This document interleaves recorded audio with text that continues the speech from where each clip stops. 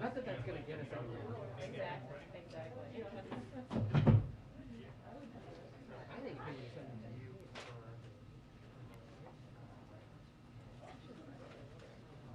Right. Just a debate. No right or wrong. That's a really good question.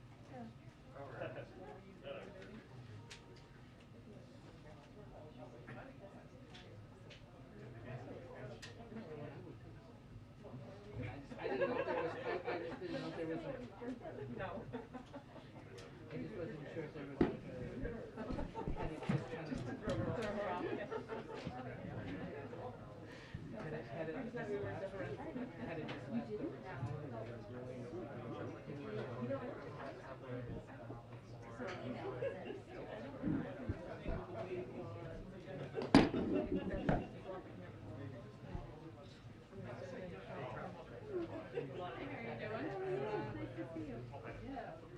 That should stop. Oh my gosh. That's nuts. It must feel good to be done with it. My goodness. Good for you. Oh my goodness.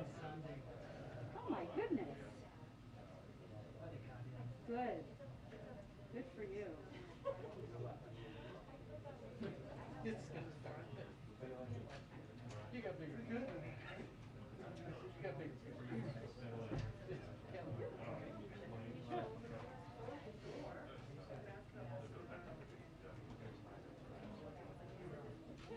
Hi, everyone.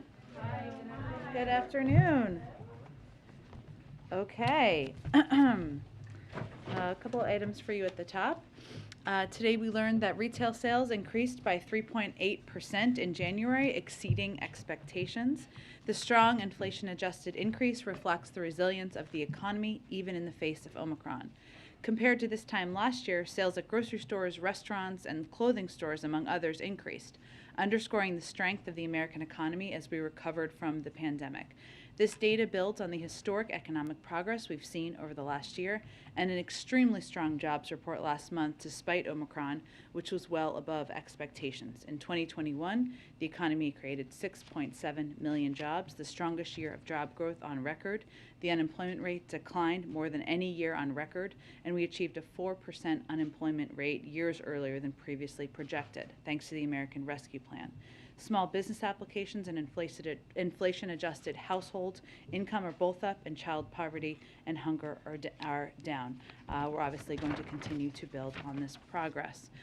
Second, today we're marking 60 days of action strengthening America's trucking workforce. This is not just about recruitment, but also retaining truckers to ensure we can move more goods around the country and lower costs for the American people. Over 70% of all goods in America are shipped by truck, and America's trucking workforce plays a critical role in the supply chain and the broader economy. But outdated infrastructure, the pandemic, and a historic volume of goods moving through our economy have strained capacity across the supply chain, including in trucking. 2 months ago, the President launched a multi-agency effort to support and expand access to quality truck driving jobs now and in the years ahead. While more work remains, we have made remarkable progress in the last 60 days. We have expanded registered apprenticeship programs. We've launched the Safe Driver Apprenticeship Pilot to connect American adults under 21 to good-paying jobs in the trucking industry. We've cut red tape so it's easier for drivers to get commercial driver's licenses.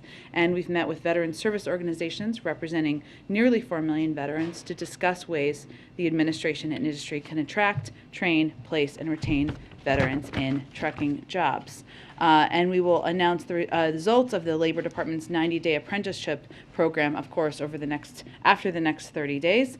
This week, Secretary Buttigieg will also sign the charter document for the Women of Trucking Advisory Board, which will provide recommendations to address challenges facing women in trucking, such as barriers to entry, on-the-job safety risks, workplace harassment, mentorship, and more.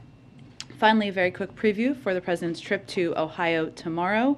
It's been just 90 days since time flies since the President signed the bipartisan infrastructure law, and tomorrow he will be traveling to Lorain, Ohio, and deliver remarks on how the bipartisan infrastructure law delivers for the American people by investing in cleanup and restoration efforts in the Great Lakes region and surrounding waterways. These investments will allow for a major acceleration of progress that will deliver significant environmental, economic, health, and recreational benefits for communities throughout the region, including helping people in the community access clean water. So those of you going to Ohio, now you have a little more detail. Go ahead, Darlene. Thank you.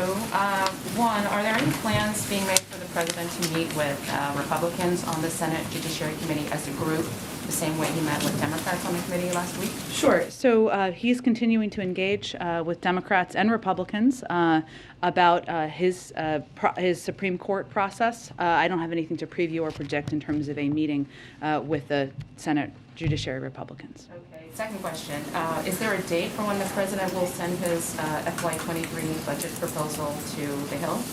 I don't have a date either for you at this point in time. I think Shalonda Young has conveyed it was expected to be after the State of the Union.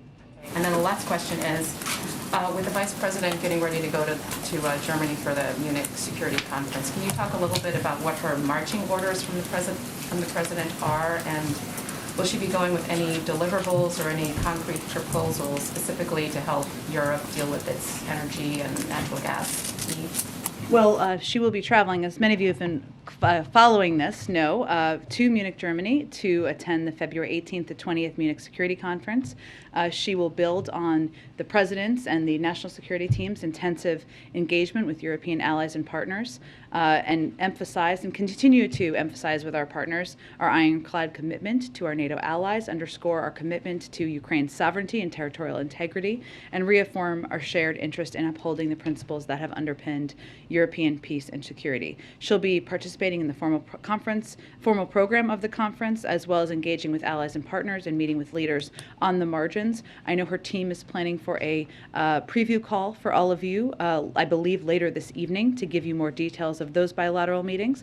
But I would say in terms of her engagements and what the President expects, he expects and knows, given she is the first in the room and the last in the room, that she will continue to convey to the rest of the world, again, our ironclad commitment to our NATO allies, our commitment to defending the territorial integrity and sovereignty of Ukraine, and our commitment to putting in place severe economic consequences should Russia invade. Thank you. Go ahead. Thank you. Can you comment on Russia's investigation into claims of alleged mass graves of civilians supposedly killed by Ukrainian forces in the Russian-controlled regions in eastern Ukraine? Do you believe this is part of the false flag operations that you've been warning of? Sure. Well, let me start by saying, as you heard the President say yesterday and Secretary Blinken earlier today, we're in the window where we believe an attack could come at any time, and that would be preceded by a fabricated pretext that the Russians use as an excuse to launch an invasion. And we've seen, and we've talked about this a bit in here, we've seen these tactics used in the past. So those could include, but not be limited to, the report you just referenced, claims of provocation in Donbass, false state media reports, which I think everybody should keep their eyes open and aware of that potential, faked videos, false accusations about chemical weapons, or accounts of attacks on Russian soldiers that have not actually occurred. So there could be a range of false flags and pretexts that we would expect would precede an invasion, and again, we remain in that window. And can you provide any update on the intelligence assessment of who was behind the cyber attacks of Ukraine's Ministry of Defense and certain banks yesterday? Can you as officials say that Russia was behind the attacks? We don't have any new details on an attribution. Cyber attribution takes time, in part because adversaries usually try to hide their tracks, and it takes time to gather and analyze relevant information. And these types of incidents, DDoS incidents, can be particularly harder to trace.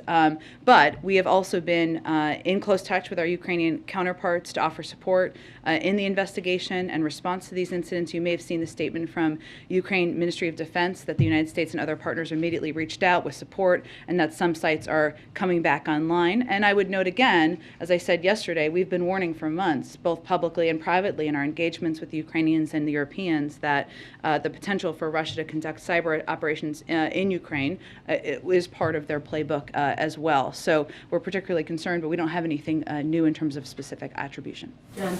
Oh, go ahead. Are you done, Mary? Yeah, go Okay. Didn't mean to interrupt. So polite. Go ahead. Secretary of State Blinken today said that he has seen evidence that Vladimir Putin is actually moving critical military assets toward the border with Ukraine and not away from the border, as Putin has claimed. So does the administration believe that Putin is actually escalating this crisis in real time?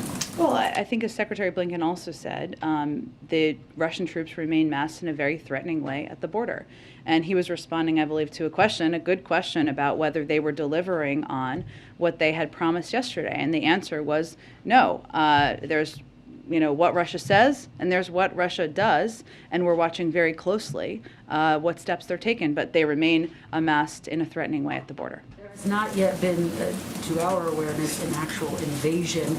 This date had been circled on the calendar as one that this administration, that other governments worldwide were watching very closely. What do you make of the fact that at this point, it is now darkness in that region, there hasn't been a military invasion? Well, Kristen, without getting into any intelligence or conversations we would have with allies or partners, what we had conveyed last week, and you heard Jake Sullivan convey very clearly, is that we were in the window. We remain in the window. Is there still as much hope for diplomacy today? Is there more hope? Where does that thinking stand? Of course, the door continues to be open to diplomacy. Secretary Blinken spoke with Foreign Minister Lavrov yesterday.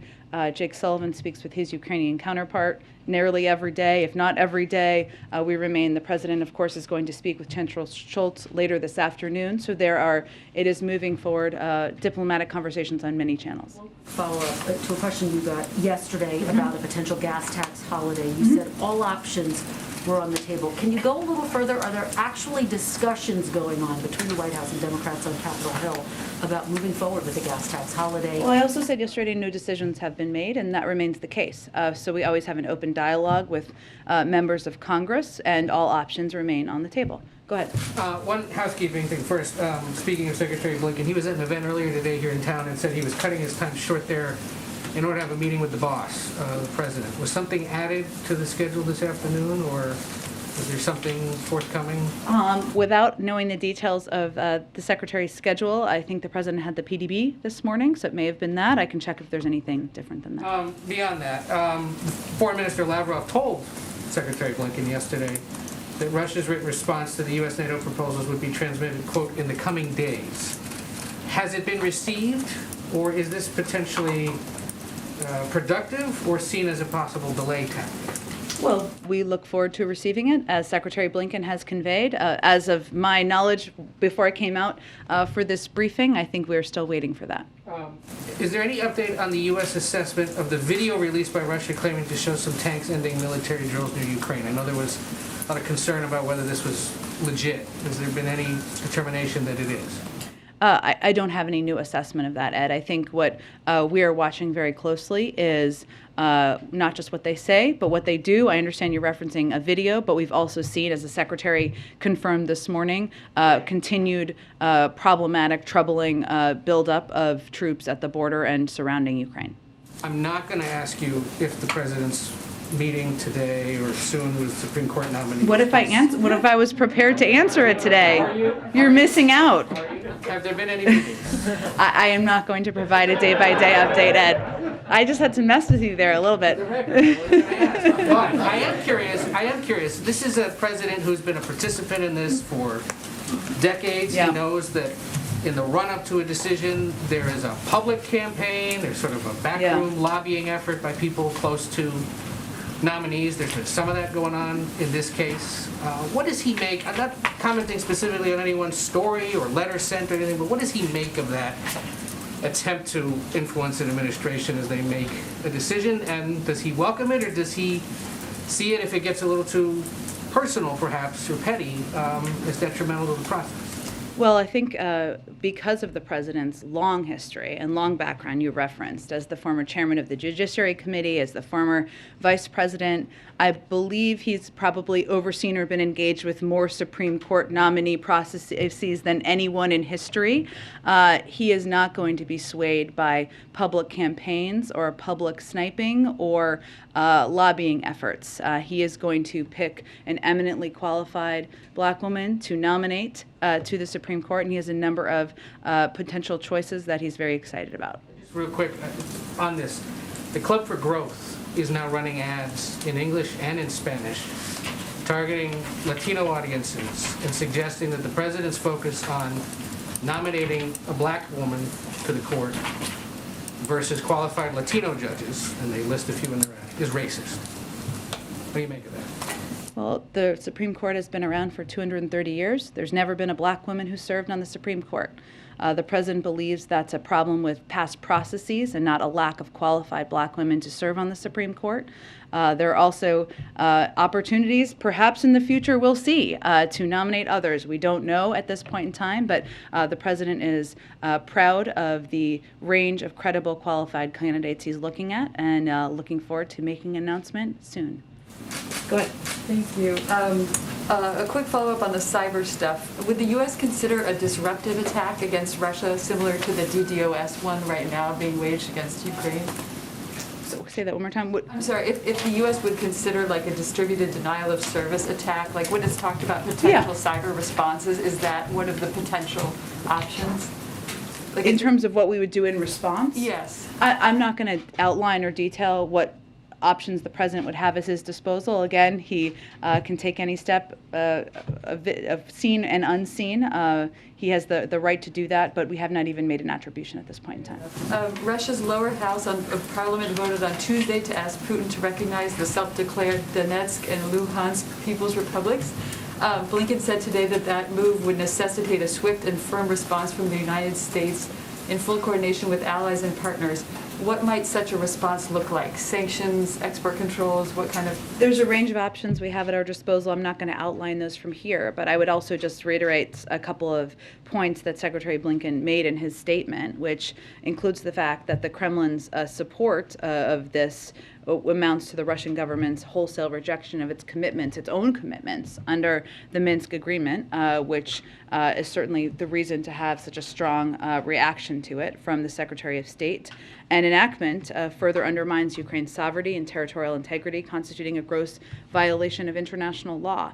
So hence we have, as you said, he conveyed in his statement, that necessitates a swift and firm response from the United States in full coordination with our allies and partners, but I don't have anything to preview at this point in time. Quick follow-up on oil. CNN is reporting that NSC Middle East Coordinator Brett McGurk and State Department Energy Envoy Amos Hochstein are in Riyadh today. Thank you for that. Because you have to restate his name on television. Amos are in Riyadh today to press the Saudis to pump more oil. And I wondered if you could confirm that. I can confirm they are on a trip. There are a range of topics to discuss, including Yemen. And as you know, we engaging with our partners around the world about ensuring supply meets demand as part of our objective from here as well. And that that's one of the objectives of the meeting as well? I don't have more details on the meeting at this point in time. Go ahead. Thanks, Jen. The Secretary of State said today that they've not seen meaningful pullback by Russia when it comes to the forces that they put on Ukraine's border. What would meaningful pullback look like to the United States? Well, I'm not going to define that by troop numbers. I think we will know it when we see it, which is a verifiable reduction of troops at the border of Ukraine. But you're not looking at a certain metric or anything like that? Nothing that I'm going to outline from here. The president updated the number yesterday, changing it from about 130,000 that we believed that Russia had amassed on the border to closer to 150,000. How long does the United States believe Russia can maintain that kind of a force posture? Well, he also said, including in Belarus and encircling Ukraine as well, to be clear. In terms of their ability to maintain that, I'm not going to get into intelligence from here. But there's no judgment on... Nothing I'm going to outline from here. Okay, my last question, on the CIA station that is being relocated closer to the border with Poland, outside of Kyiv, does the U.S. have concerns that that will affect their ability to be able to track Russia's movements from We Ukraine? have a lot of intelligence questions today, which is absolutely fine, but there's nothing I can detail on that from here either. But no concern that them moving the CIA station out of the capital is going to affect I'm just that? not going to speak about our intelligence processes in Ukraine or in the surrounding area from here. Go ahead. Thanks, Jen. Following up on Kristen's question, obviously the invasion didn't happen today. Pentagon was eyeing today as a possible date that we could see some sort of action, some sort of invasion. Does the White House think that Putin could be bluffing About what? about his intention to Not move invade or forward? to invade? Well, either way. Well, President Putin has said he doesn't intend to invade.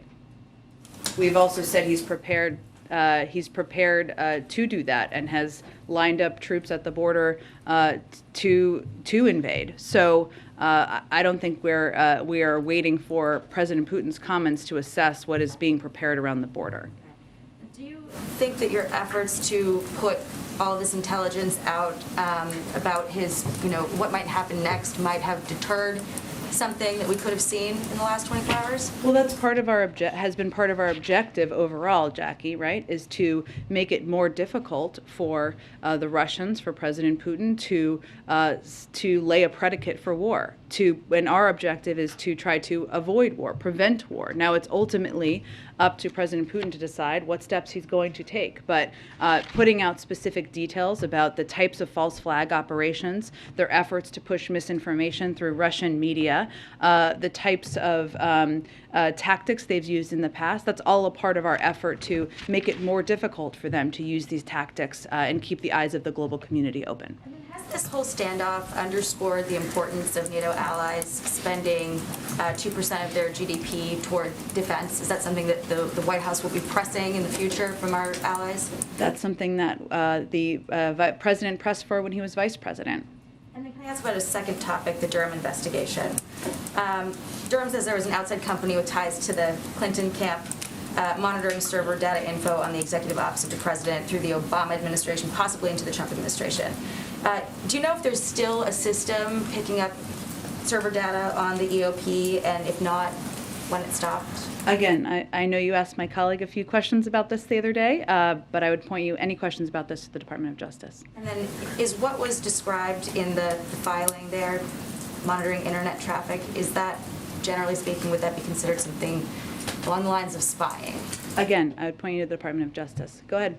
Jen, thanks. Is the U.S. confident at this point that all intelligence and sensitive material has been removed and destroyed from the U.S. Embassy in Kyiv? There's obviously steps every embassy takes when they move or relocate, but I'm not going to get into those details from here. I'd point to the State Department if there's more they'd like to share. And oil prices are nearing $100 a barrel. It's a milestone that hasn't been reached since 2014.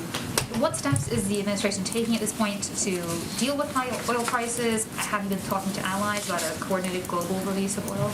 We have been in touch with allies and partners, suppliers out there on the global stage for weeks now in preparation for a range of impacts of, in anticipation of an invasion or actually an impact of an invasion, both for natural gas and oil prices on the market.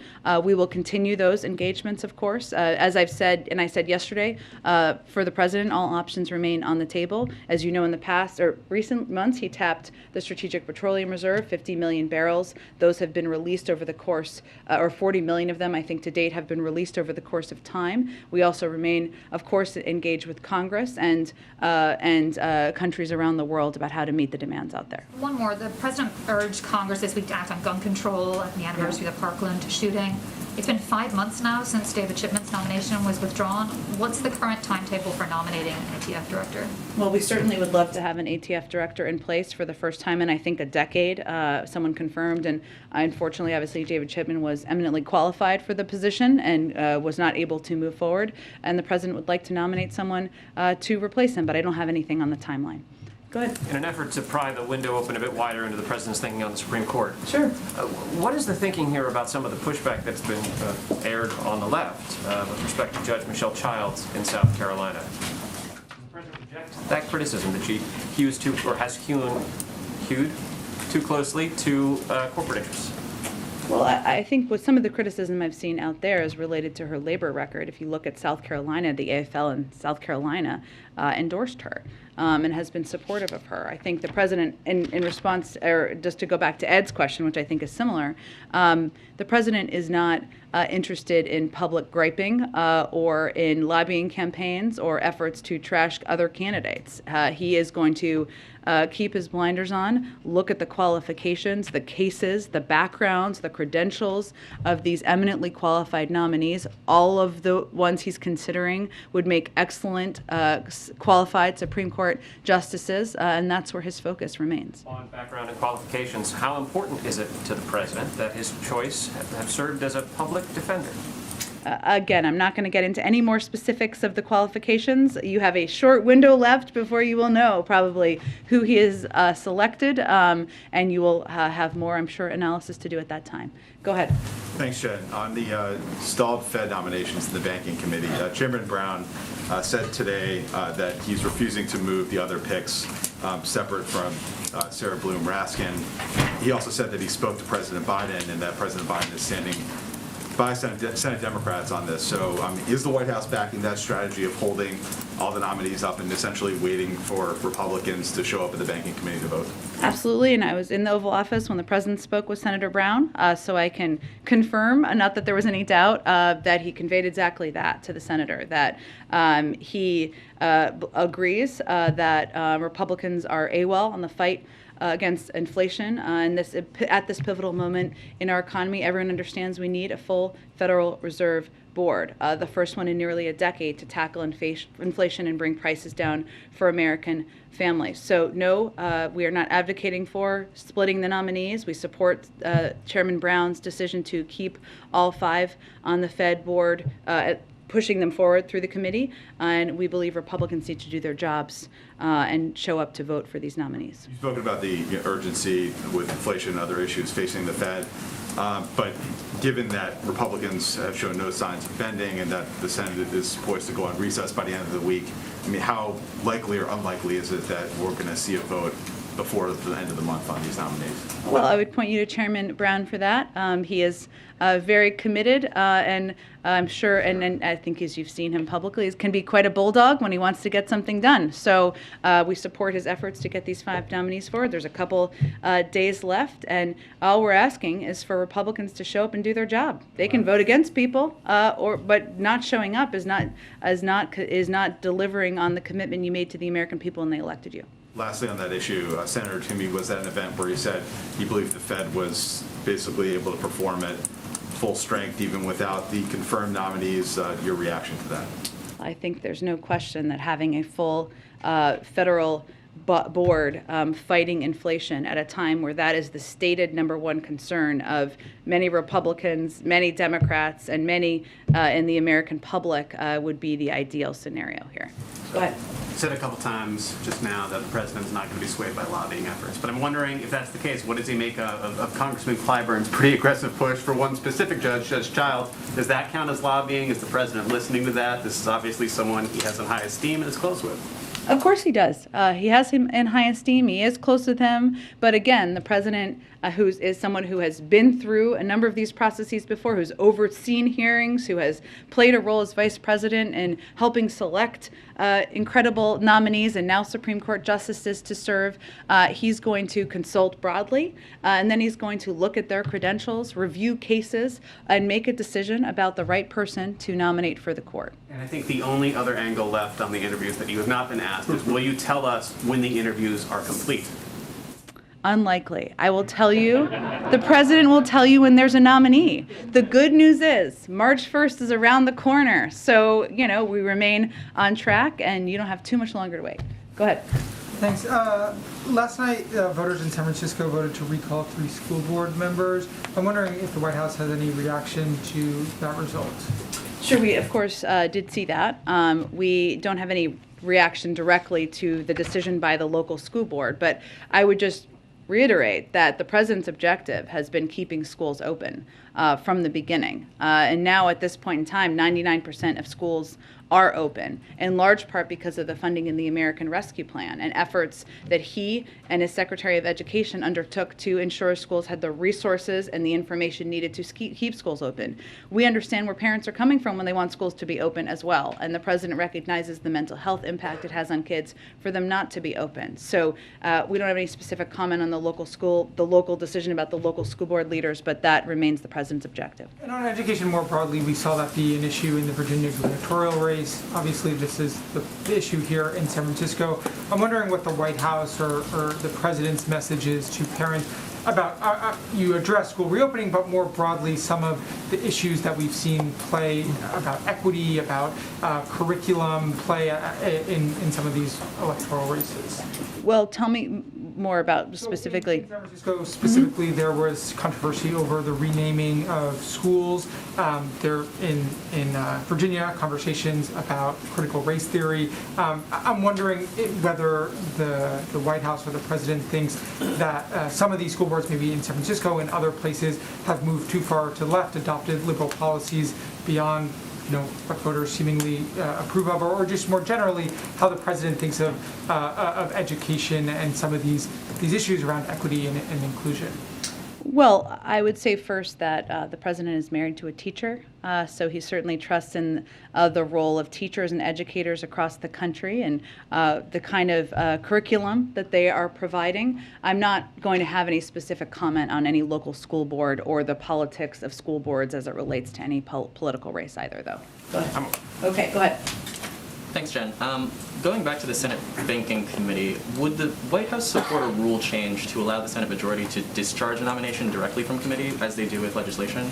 I believe that I would really point you to Chairman Brown's team in office. I think they have spoken to this and conveyed, I don't think that there is a path forward for that, but I would point you to them for any comment. And yesterday's Secretary of State Antony Blinken said that he was, quote, troubled by new charges that are being brought against Russian activist Alexei Navalny.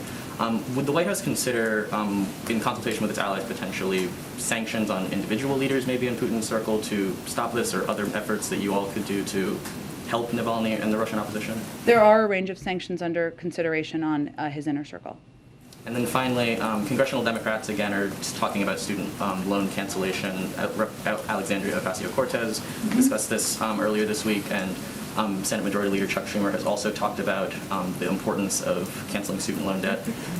Why is this not an issue that, with broad public support and support within its own party in Congress, has the president not worked or pushed harder on to cancel? Well, the president has conveyed he'd be happy to sign a bill into law that all of those members could work to get passed.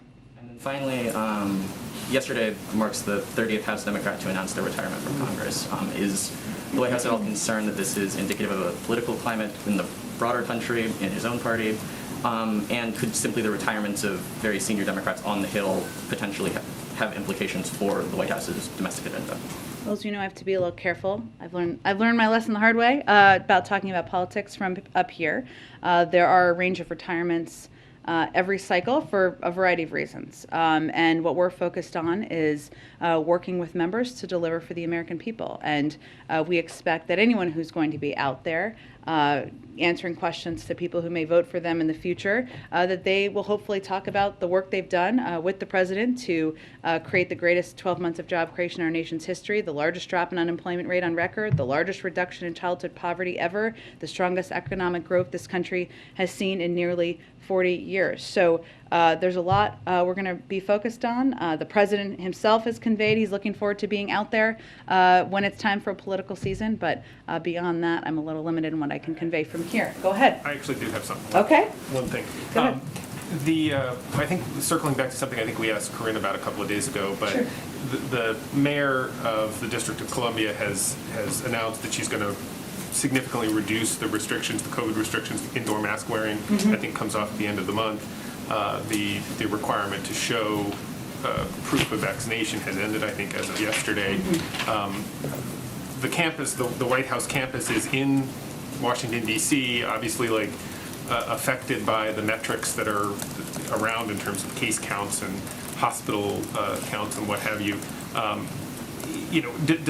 Does that, are you guys going to follow some of the recommendations that the mayor has put out, or are you going to wait for the CDC to make their recommendations before you change any of the activities on this campus? We'll wait for the CDC, and they've said, and I know you had a COVID briefing a little bit earlier today, that they're continuing to review mask guidelines and how different communities in the country should assess them, but we'll wait for the CDC to make any changes here. And on the Supreme Court, I think I've thought of one more way. Okay, go ahead. Which is only to say that when the president said the other day that he was considering about 4 nominees, did he mean 3? Did about 4 mean 3? The president meant about 4, and I don't have anything further to add to that. Go ahead. I'm sorry, I actually do have another way to get at that. Go ahead. With the president traveling tomorrow, could you rule out that the announcement would come this week? And would you flesh out more details on what you expect the announcement to look like? Sometimes we've seen them take place in prime time with events in the East Room. Is that what the president's looking at for his announcement?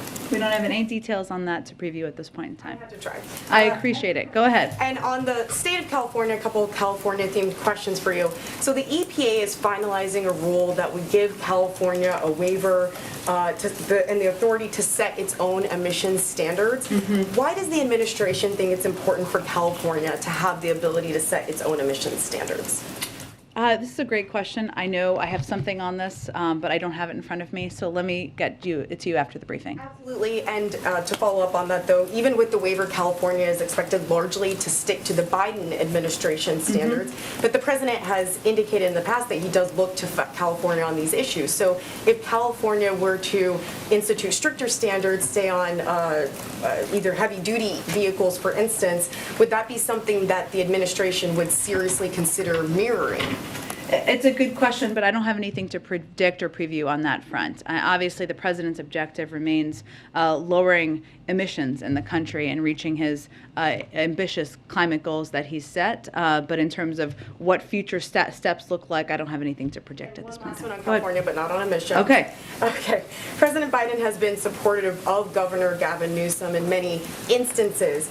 Does he support Governor Newsom's decisions to drop the universal mask mandate in California, even as masks continue to be required in California schools?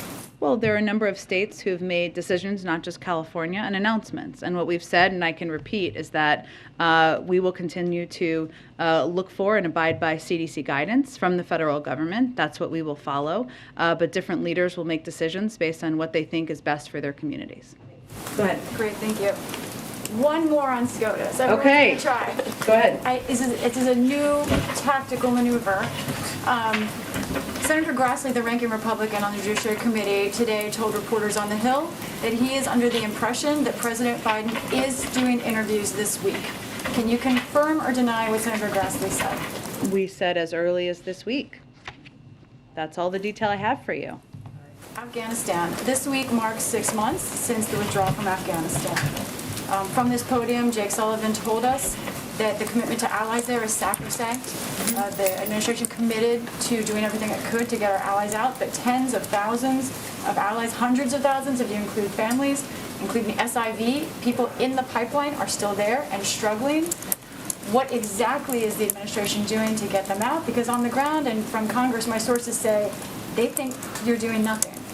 Well, I would say that we have successfully helped, I can get you the specific number, but I believe it's hundreds, depart from Afghanistan. Partners, allies, people who have stood by our side since we withdrew from Afghanistan at the end of August. We've worked in partnership with allies and partners in the region, including the Qataris, where we have our diplomatic presence. We are the largest contributor of humanitarian assistance of any country in the world, which we continue to provide through proven third-party aid organizations as well.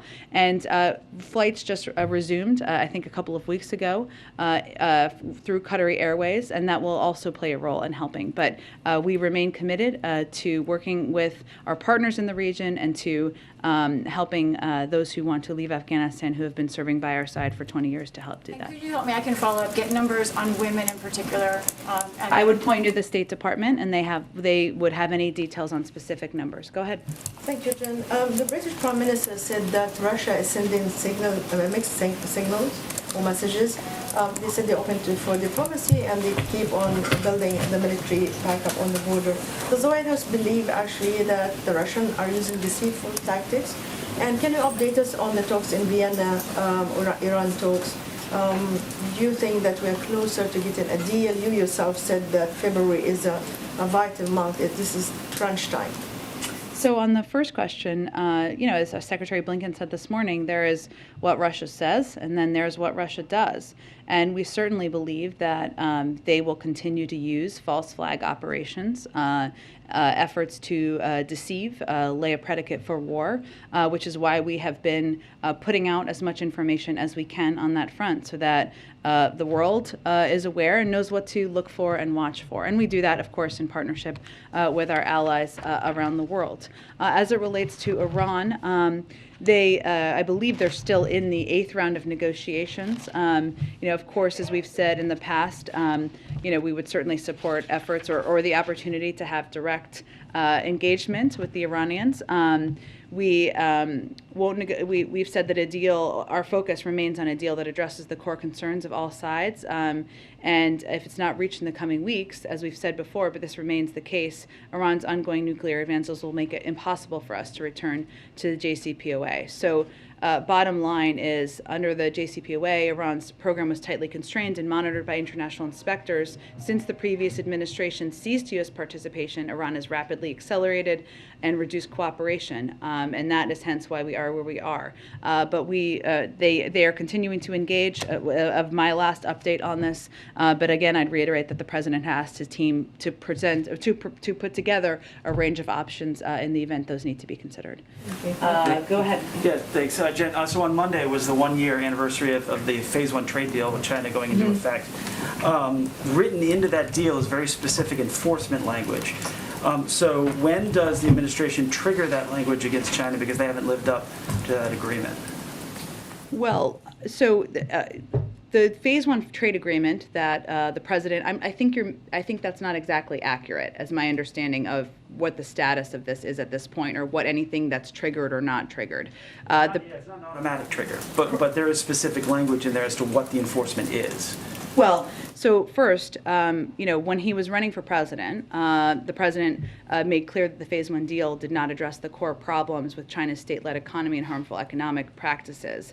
USTR, since that period of time, has been making a concerted effort to see if China will show serious intent to make good on their purchase commitments. But the fact that they have not met those illustrates the limitations of the framework we inherited. They're still in discussions about them. So I don't have kind of an update on that. I would leave that to Catherine Tyre, Ambassador. Is there a sense of urgency now that China and Russia are moving closer together? Well, that has been the case for some time now. It also does not change the fact that if Russia were to invade, the size and seriousness of the economic consequences and package, that's not something that China would have the ability to fill in the gaps on. Thank you. Okay. Oh yes, I got to go. Really, you want to do the last one? Thank you, Dan. Climate change, a complete change of topic.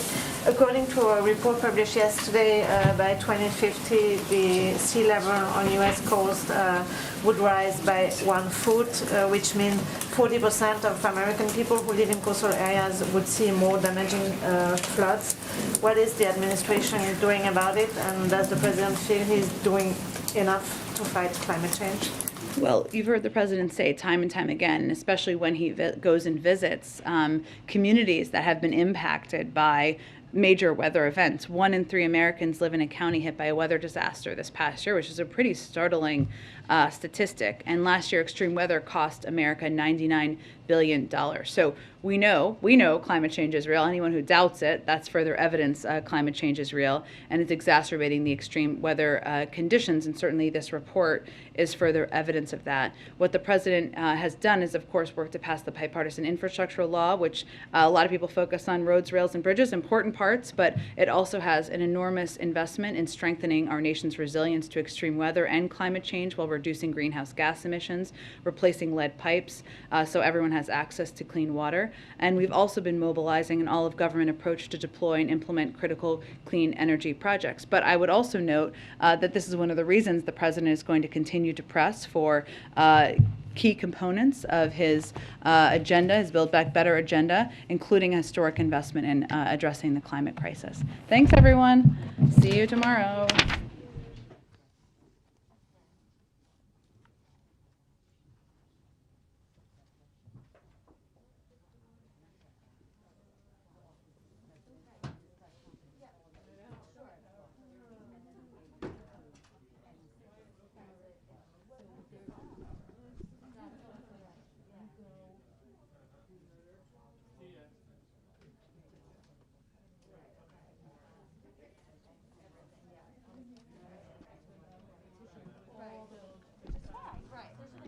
Right.